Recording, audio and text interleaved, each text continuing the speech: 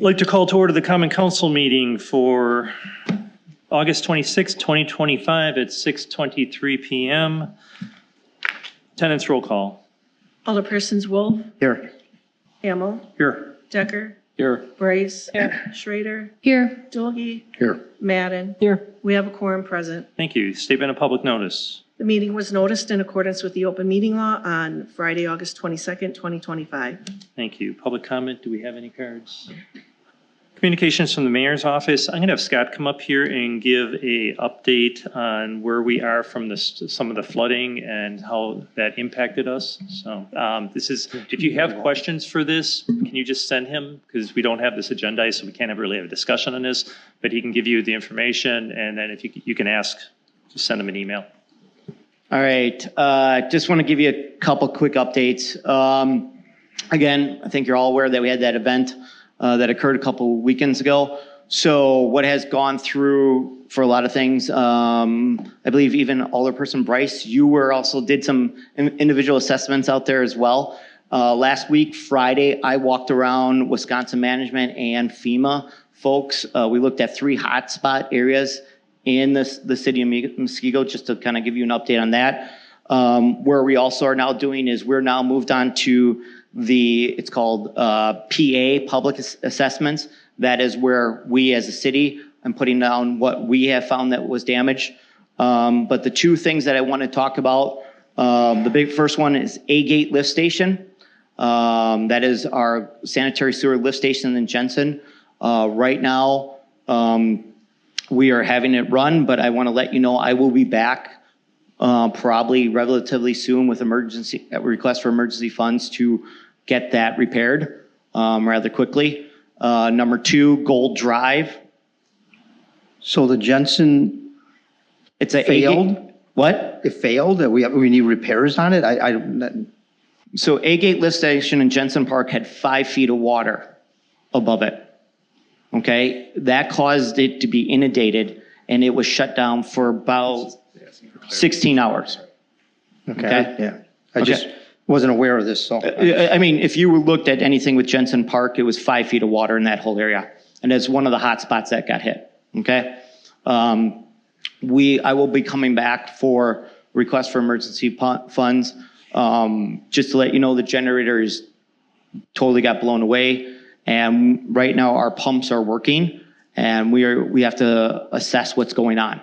But all that stuff should not be underwater, and it was completely underwater. So the generator failed because it went underwater. So is part of our plans to make that generator higher up? Let's not go too far into We're not right getting now. into details yet. I will come back with details. I just got to tell you where this thing is right now, okay? We have a system, we have a place of if we need to get it going, we have a way to get it going. And if we need to bypass, we can bypass. Just to let you know. It's dry now. The dry now, the pumps are working right now currently, okay? It's our 3rd largest lift station in the city of Muskego, okay? The second one is Gold Drive and the culvert. The culvert pipe got blown away and the half of Gold Drive got washed out. So we are working with contractors, engineers, and the DNR on how to get that repaired and replaced ASAP. And that's before the bridge, right? So does that include the bridge?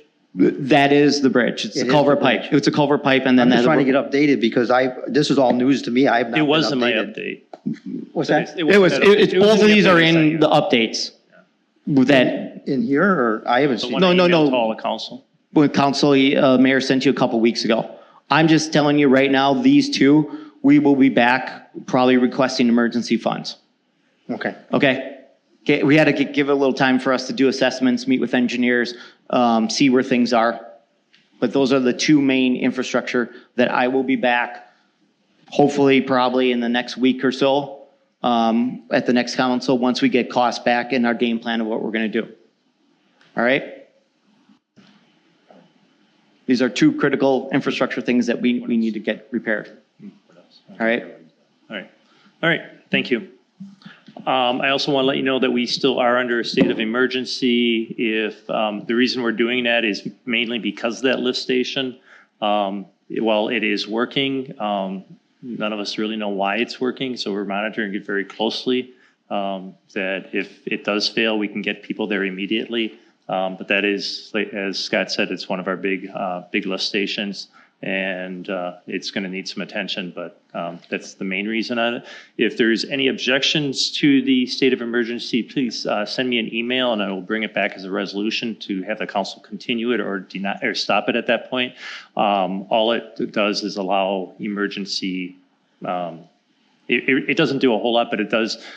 I don't want to take the chance of having federal or state or any other funding not happen because we're not in a state of emergency. It doesn't really change anything. They changed the state law saying you don't have to, but I'm not sure what all the nuances are of the federal thing. So that's why we're doing it. It doesn't really change anything as far as day-to-day operations. So do you have any questions on that or want it brought back as a resolution from the council? I'd gladly do that. So just any one of you can shoot me an email on that. I also, it was mentioned, but I do want to thank Alderman Bryce. She did go around with the county assessment teams. They needed a staff, a city representative or a staff member last Saturday to go door to door with some of the affected homes, and she spent the whole day doing that, and thank you very much. Appreciate that. I think that's about all I have for today. Public hearing. A public hearing to consider the petition of Bradley and Sharon May to rezone the following area, part of tax key number 2207.051.001/ South 75 West 13880 Bloom Court, the 70-foot by 160-foot portion of the land that was previously added on the southwest portion of the property from I-1 Government Institutional and Public Service District to RS2 Suburban Residence District for the purpose of bringing the entire residentially used lot into compliance with a residential designation. This request also includes an amendment to the comprehensive plan from government and institutional land use to medium density residential land use. Adam, I want to explain the English part Thank of you, that. Mayor. Yeah, real simple. This property itself bought a 70 by 160 foot piece of land from the city many, many years ago. It was a piece of unused land we had on a corner of a utility site. I think they originally did it because they wanted to have a basketball court for their kids. It obviously went through the council, it was all legit, got approved. When it was rezoned, when it was purchased and transferred, because it was just being used passively, it was basically just yard space they put a basketball court on it. There was no structure. There was no need for anyone to spend the time or cost to do a rezoning to it. So the bulk of the property where the house is residential. This little corner that was added on was always owned government institutional because it was our land that we sold. At this point now, the gentleman who owns it wants to do an outbuilding on that property since they no longer need the basketball court. And because they do want to put a structure on it, they do have to rezone it, a proper zoning. So they basically are just trying to make the whole lot contiguous to one normal single-family zoning district, which is RS2. That's our most common single-family district in the city. It's what that whole neighborhood that this house is in is already zoned. So simple thing is they're taking their whole lot plus this little part they bought years ago and just making it all the same. I very much look at it as a cleanup, but it still has to go through the normal process. And like I said, it's being requested now and not back in the past because there was no need for it. So the applicant didn't want to spend the money till now where there's an actual need because he wants to build an outbuilding. Any questions from the council before we open a public hearing? That be all put on one tax ID number then? It is already. It has It is been. It just already. had split Okay. zoning. We try to avoid split zoning, but you can have split zoning. All right. Anyone from the public wishing to be heard on this matter, please come forward, state your name and address. Going once, going twice. Declare this public hearing closed. Consent agenda, common council minutes from August 12th, 2025, voucher approval, resolution 054-2025, approval of a resolution of eligibility for exemption from the county library tax levy for 2026. Motion to approve and gross. Second. Discussion? All those in favor say aye. Aye. Opposed? That passes.